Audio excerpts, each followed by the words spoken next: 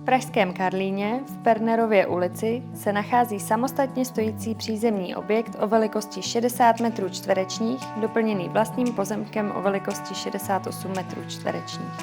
Prostory jsou po rekonstrukci a aktuálně zkolaudovány jako rodinný dům.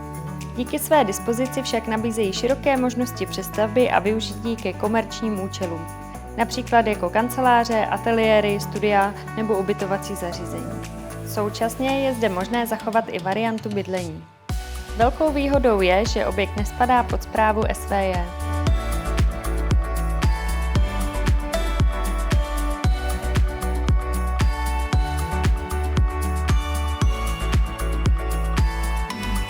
Karlín dnes patří mezi nejatraktivnější pražské čtvrti. Nabízí prestižní adresu, skvělou dostupnost a velký potenciál do budoucna.